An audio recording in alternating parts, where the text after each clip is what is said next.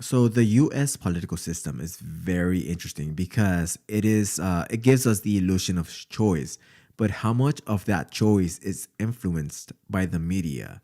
Now, when the rise of Facebook was happening, Facebook started in 2004, but we didn't really see the rise of it until late 2009, around 2010. That's when more people started to get on Facebook. We've had a couple other platforms before. There was MySpace, there was Friendster, but Facebook was really revolutionary because a greater amount of people now were connected online. When that was happening, I thought what was going to happen was that people were going to have greater access to information. So they were less likely to be lied to because they could just have the right, a straight away answer to any of their questions. But that didn't happen. I feel that misinformation just rose along with that. So now there was a huge issue with people's confirmation bias, and they ignored any other contradictory information of what they already believed. So whatever they believed, they just paid attention to what confirmed their beliefs. So that happened. And now what we saw before social media, it's greater. So, we're able to go to the ballot box and vote however we want. But how much of that choice is actually influenced to our environment and to what we're told to believe? And that's why Trump won in 2016. He lost in 2020. He recently won again. They tried to make him out to look like a bad guy. And people were tired of that. They saw through the veil. I don't know. It's a huge issue. But how much of that choice is actually just influenced by corporate power? Well, the short answer is a lot, uh, because we're bombarded relentlessly by messages, by advertising, and by social media and the internet. The channels of communication are now vastly more numerous and Hmm. relentless and pervasive than they used to be. Right. Um, so we're all subject. I mean, they've done studies of this. I can't quote you the facts and figures offhand, but I have seen the evidence of how much of this we are subject to on a daily Hmm. basis. How many adverts you see in an average day. It's, for example, it's just enormous. So it's everywhere. The public sphere has been invaded, colonized by this Yeah. sort of thing.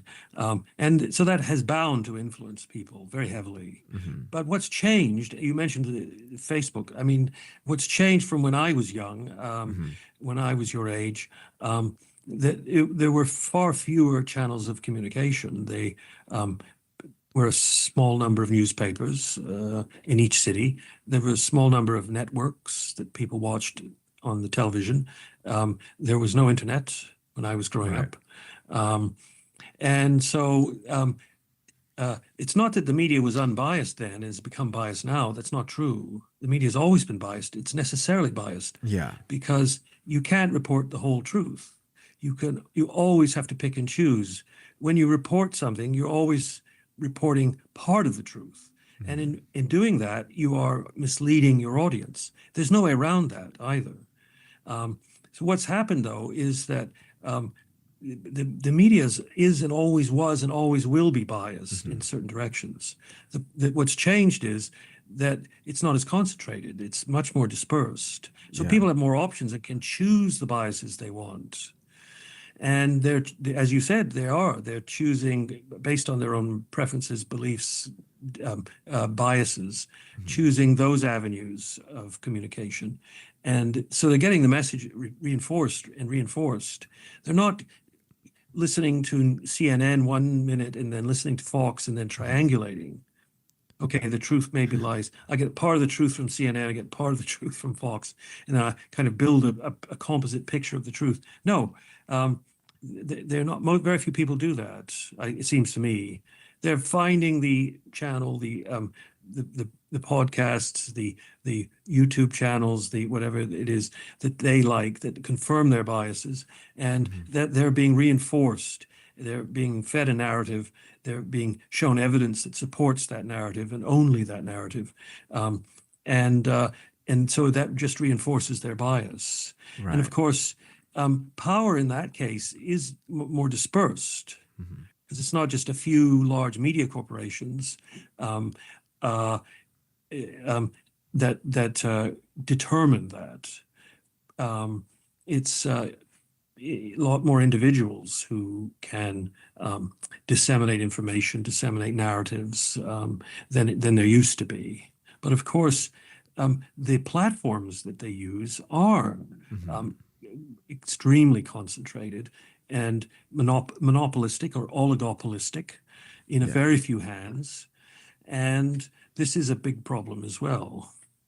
The number of Yeah. voices out there has gone up, is proliferated, but Yeah. they are operating through these um, uh, forums that are controlled by a very small number of people, mostly in private hands, Yeah. and they are variously accused of bias and censorship and the like.